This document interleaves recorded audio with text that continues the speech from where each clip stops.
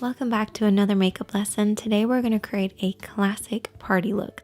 This is for so many different occasions and it's really easy to create as well. But before we get started, I wanted to let you know that this video is sponsored by Audible, a leading provider in premium audiobooks as well as podcasts, new shows, original series, and lots more. And you can start listening today with a 30-day Audible trial, and your first audiobook plus 2 Audible originals are free. Visit audible.com/themakeupchair or text the makeup chair to 500, which is really cool, but only works in the US. But check it out. I am currently listening to my girl Melanie Murphy's book, Fully Functioning Human Almost. I adore her as a person and she's a fellow Irish YouTuber, so I highly recommend listening to Melanie narrate her own book. It's brilliant, it's witty, it's full of honesty and just general loveliness that is Melanie Murphy. I'm new to Audible myself. I just started listening in the car, but I find when I listen when I'm doing my makeup, it really relaxes me, but it also inspires me at the same time. So give it a try. I have the link in the description box. Go to audible.com/themakeupchair or text the makeup chair to 500. Now with that said, and my audiobook playing in the background, let's get started. So as with every look that we create, we always want to start off with a clean base, and to do that you want to use a primer. So you can either mix your primer with your concealer or you can use a tinted primer. This one by Urban Decay, it's a classic. It's one of my absolute favorites. It's my kind of go-to. Basically all you want to do is just apply this all over the lid. It will create a blank canvas for us to work on, disguise any discoloration, while also helping our eyeshadows last longer because it gives them something to hold on to, which is a really important part.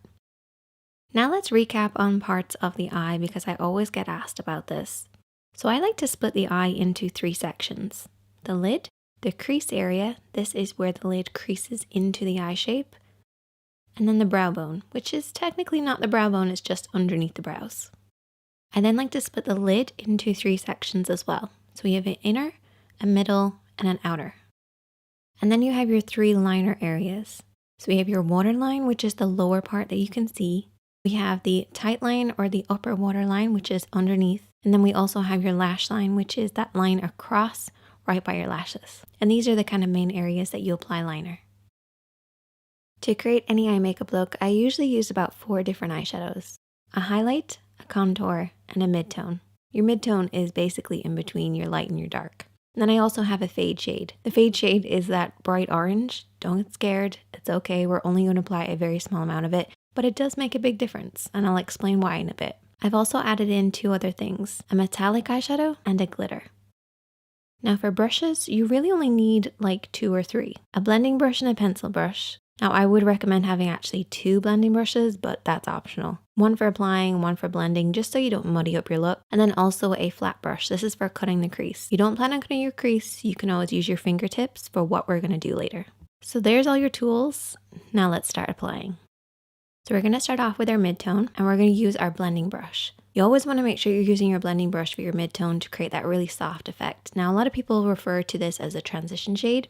Totally fine. I call it mid-tone because it's a middle tone, but it's totally up to you. You're going to blend this over and back and slowly build this up because your lid's going to be a little tacky. If you go in with too much eyeshadow to begin with, it's just going to grab hold of certain areas and not blend.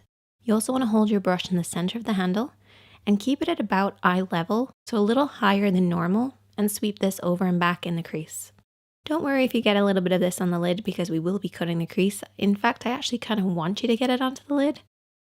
And I also want you to get it on the outer third of the lid especially. This is going to work as a base for our contour. Once you slowly build this up, you should get a look that looks like this.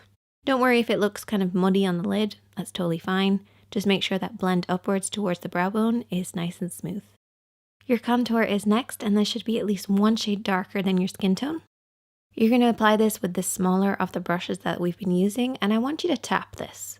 So literally hold the brush right in the center to get maximum control and just tap this on that outer edge. So the outer third of the lid. Then what I want you to do is to create a cut crease line. So I want you to raise your eyebrow and I want you to look down in a mirror and tap this along the edge where we're going to cut the crease. So don't blend this up too far because we don't want to get this contour into the crease area. We want to keep it nice and low. Your mid-tone is always higher. So just apply this almost like you're attempting to hit the crease line. Then take your clean blending brush, Holding it right down the end of the brush, sweep this over and back just to soften out any harsh lines. So this is just going to basically deepen the crease and just apply a little bit more of a depth look, so when we cut the crease, it's going to look even sharper. Okay, now we're going to cut the crease. So you're going to take your concealer brush with a little bit of concealer on it, and I want you to really squash this down so it's nice and flat. I want it to look flat the whole time you're applying it as well. If it starts to kind of move and kind of spread out as you're applying it, squash it back down again. And you can do this between your fingertips or onto a palette or the back of your hand. I also like to keep my mirror handy just so that I can really concentrate on what I'm doing. So just follow the natural shape or create the illusion of a shape of a lid. And you can rest your pinky on your cheek for support. And what I do is I barely touch the skin as I go around the edges and then pull it downwards across the lid. I like to raise my eyebrow because it kind of elongates your eye. If you find that your eyebrow doesn't support your lid shape, you can always use your finger on the outer edge to kind of create more of a tight effect. We're going to move on to now applying our highlighter using that same brush, and we're going to go over everything that we've already cut. So you're basically going to create kind of a sharper effect, a brighter effect, and your highlighter is going to go on much nicer. I'm also going to take this highlighter just underneath the brow bone as well, but I never like to have a really sharp brow bone. I like to then take my fingertip and just kind of wipe away the excess. So now we have a divide between that inner corner and the outer corner. So what we want to do is to create a fade. So we're going to use our fade shade. You can take a little bit of this orange or yellow or even a pink would work.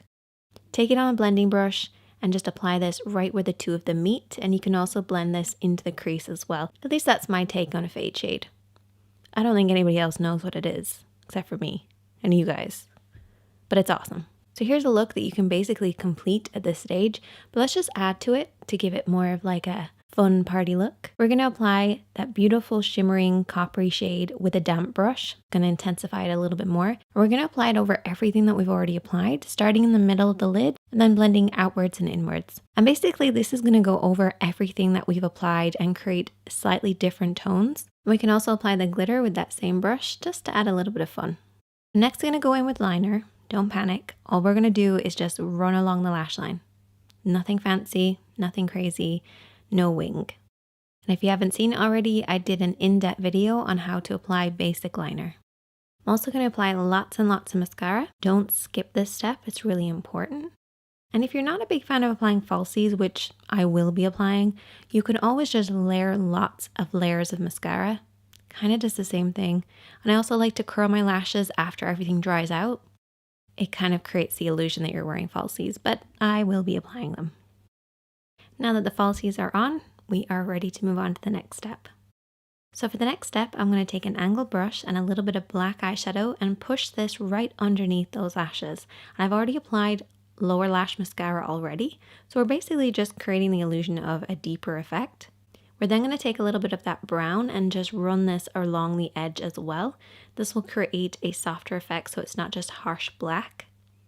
And I also then take my pinky and I just kind of rub everything in. This just softens out any harsh lines. And you can also take that fade shade if you wanted and worked around the edge too.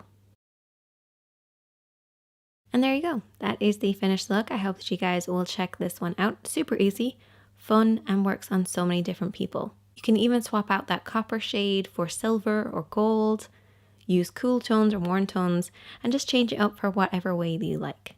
Hope that you guys enjoyed this one, and I will see you in the next one.